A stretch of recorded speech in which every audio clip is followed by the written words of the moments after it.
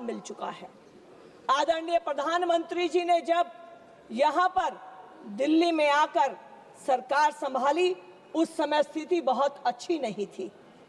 कश्ती चलाने वालों ने जब हार कर दी पतवार हमें, लहर लहर तूफान मिले और मौज मझधार हमें, फिर भी दिखलाया है हमने और ये दिखा देंगे सबको, इन हालातों में भी आता है दरिया करना पार हमें। आदरणीय वित्त मंत्री जी द्वारा आज प्रस्तुत सबका बीमा सबकी रक्षा संशोधन विधेयक 2025 केवल एक आर्थिक सुधार नहीं, बल्कि सभापति जी सामाजिक सुरक्षा की दृष्टि से ये एक दूरदर्शी पहल है। बीमा किसी भी अर्थव्यवस्था का सबसे महत्वपूर्ण स्तंभ होता है और भारत में आज भी बीमा कवरेज ग्लोबल एवरेज से बहुत कम है। आदरणीय वित्त मंत्री जी ने ये सभी आंकड़े हमारे सामने पेश किए। ये विधेयक किसानों, श्रमिकों, महिलाओं और निम्न वर्ग के लोगों तक बीमा की पहुंच को बढ़ाएगा और वित्तीय समावेशन को वास्तविक अर्थ देगा। भारत प्राकृतिक आपदाओं और स्वास्थ्य संगठनों के प्रति संवेदनशील देश है। बीमा व्यवस्था इस नुकसान के लिए क्षतिपूर्ति का एक साधन भी है, जिससे परिवारों पर वित्तीय बोझ कम होगा और परिवारों की बचत भी सुरक्षित रहेगी। मोदी सरकार ने समय समय पर इंश्योरेंस सेक्टर में एफडीआई की सीमा बढ़ाई, क्योंकि ये पूंजीगत क्षमता यानी कैपिटल इंटेंसिव सेक्टर है। इस निर्णय से इस सेक्टर में पूंजी की कमी दूर होगी। इस बिल से ग्रामीण और कमजोर वर्गों को बीमा कवरेज में लाभ मिलेगा। ज्यादा कंपनी आने से बीमा पॉलिसी कॉम्पिटिटिव रेट पर सस्ते दर पर बीमा पॉलिसीज को ऑफर करेंगी। क्लेम सेटलमेंट फास्ट होगा। एक्सपर्ट और स्किल बढ़ने से इंडिया ग्लोबल हब बनेगा, जिससे भारत में रोजगार की दृष्टि से भी गति बढ़ेगी। Insurance sector long term capital को इंफ्रास्ट्रक्चर में इन्वेस्ट करेगा, जिससे भारत में हेल्थ, इंफ्रास्ट्रक्चर, रोड और स्वच्छ ऊर्जा आदि में विकास होगा। वित्त मंत्री जी ने बिल के ड्राफ्ट में स्पष्ट किया है कि प्रबंधन और नियंत्रण भारत में ही रहेगा। प्रीमियम का निवेश भारत में ही होगा। आईआरडीआई के सख्त नियम लागू होंगे और पॉलिसी होल्डर्स के हितों को सर्वोपरि रखा जाएगा। मुझे लगता नहीं कि इतने स्पष्ट बिल में इन प्रोविजंस के बाद भी विपक्ष को कोई सवाल है। बिल में बिल्कुल स्पष्ट किया गया है कि बिल में पॉलिसी होल्डर्स की एजुकेशन और प्रोटेक्शन फंड का भी प्रोविजन किया जाएगा, जिससे कि सेफ्टी मैकेनिज्म के लिए पॉलिसी होल्डर्स को उनके अधिकार के प्रति शिक्षित किया जाएगा। वित्त मंत्री जी ने स्पष्ट किया कि एलआईसी अब नए जोनल ऑफिस खोलेंगे जो इंडिपेंडेंट डिसीजंस लेने के लिए स्वतंत्र होंगे। हालांकि सरकार की रणनीतिक निगरानी उनके ऊपर हमेशा बनी रहेगी।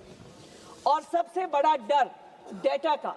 आदरणीय वित्त मंत्री जी ने यह भी स्पष्ट किया कि data protection and policy holder के इंटरेस्ट के सेफगार्ड को भी इस बिल में पूरी तरह से ध्यान रखा गया है। इस नए बीमा विधेयक से भारत एक सुरक्षित, आत्मनिर्भर और सशक्त राष्ट्र बनने की दिशा में आगे बढ़ेगा।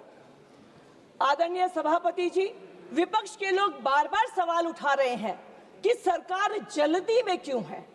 आपने मानसून सत्र में देखा कि पूरे एक महीने सत्र को चलने नहीं दिया गया और जिन विषयों पर इनके पास जवाब देने के लिए यहाँ पर कोई उत्तर नहीं था, इनको उठकर भागना पड़ा।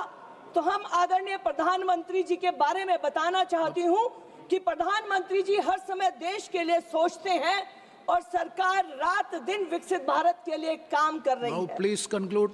जी, प्रधानमंत्री जी के विषय में कहना चाहती हूँ कि पाना चाहते हैं जो कुछ कल उनकी जिंदगी में करने के लिए बस आज होता है। लगा देते हैं जी जान वो लक्ष्य को पाने के लिए, उनकी इसी अदा में उनकी सफलता का राज होता है। अंत में समर्थन करते हुए मैं कहना चाहती हूं कि ये बिल न केवल इंश्योरेंस फॉर ऑल बाय 2047 का सपना साकार करेगा, अपितु ये बिल भारत को आधुनिक, समावेशी और सुरक्षित बीमा सेक्टर बनाने की दिशा में ऐतिहासिक कदम है। आदरणीय वित्त मंत्री जी द्वारा विकसित भारत की तरफ बढ़ने के लिए जो आज बिल पेश किया गया है, वो विकसित भारत की तरफ बढ़ने का सही समय है, यही समय है। इसलिए विपक्ष के साथियों को ये भी कहना चाहती हूं कि किसी मोड़ पर घबराकर न थम जाइए आप। जो बात नहीं है अपनाइए आप। डरते क्यों हैं नई राह पर चलने से? हम आगे आगे चलते हैं, साथ आइए आप। और इसके साथ ही मैं आदरणीय वित्त मंत्री जी द्वारा प्रस्तुत का समर्थन करती हूं। आपने मुझे बोलने का मौका दिया। Today, I am not merely opposing a bill. I am opposing the sale of social security through legislation, sir. Sir, the bill may look technical, but consequences are deeply ideological, deeply political, and deeply dangerous. Sir, insurance deals with life, health, death, and dignity. That is why our Constitution places social security within the framework of social justice, socialistic justice. Yet this bill treats insurance as just another investment sector, sir. Sir, let me draw the House attention to the Clause 7, which inserts Section 3AA into the Insurance Act. This single clause allows 100% foreign ownership in Indian insurance companies. Let us be honest about what it means, sir. It means foreign boards will decide Indian premiums. Foreign shareholders will decide Indian exclusions. Foreign exits will decide Indian insecurity. When profits fall, capital will exit. But people cannot exit sickness, death, or old age, sir. Sir, our Periyar warned us some time back, when capital rules society, humanity becomes collateral. Clause 7 makes Indian lives also collateral, sir. Sir, this bill names itself as Sabka Bima. Sir, if this bill is truly Sabka Bima, why does Clause 27 rewrite Section 27 to prioritize investment flexibility over social obligation? Why does Clause 20 give IRDA power to direct investments without the Parliament's approval? This bill does not guarantee coverage. This guarantees capital freedom. This is not Sabka Bima, sir. This is Sab Kuch Corporate Hai. Sir, LIC is not just another insurer, sir. It is a people's institution built with people's savings. Sir, but look at Chapter 3 especially, sir. Clause 77 to 82, amending the LIC Act. These clauses say, strip LIC of its unique statutory character. Force it to operate like a market-driven company. Push it to unequal competition with multinational insurers. Sir, LIC insured farmers, women, rural families when private insurers refused. This bill punishes LIC for being compassionate. Kalaignar Karunanidhi once said, public institutions exist to correct market injustice, not to surrender to it, sir. This bill does exactly opposite to it, sir. Sir, Clause 30 once again, regulatory power of the, Clause 30 and 31.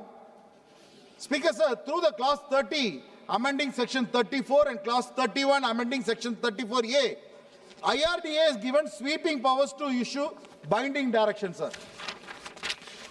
Order disarmament, control management and operations. Sir, but where is the check? Most of these powers are accessible through regulations, not acts. Parliament is sidelined, democracy is bypassed. Power is concentrated in unelected hands, sir. Sir, Clause 17, very, very important, sir. Let's look at Clause 17. Inserting new sections 14A, 14B and 14C.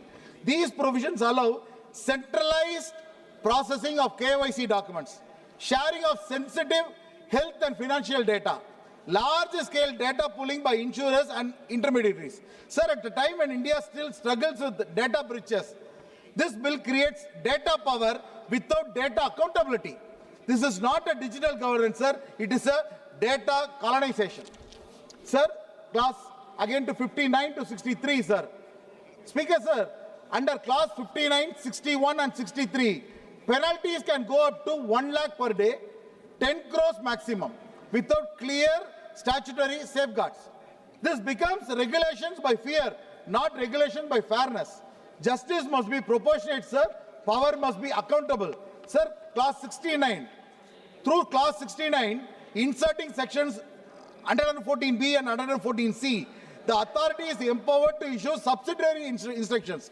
Let the House understand this very clearly, sir. These instructions have binding force, are not debated here, can override intent through interpretation. This backdoor lawmaking, delegated legislation is replacing democratic debate, sir. Sir, insurance affects state health schemes. 1 second, Kadir Sanan. Now it is almost 6. So if the House agrees, we will extend the House till the bill is passed.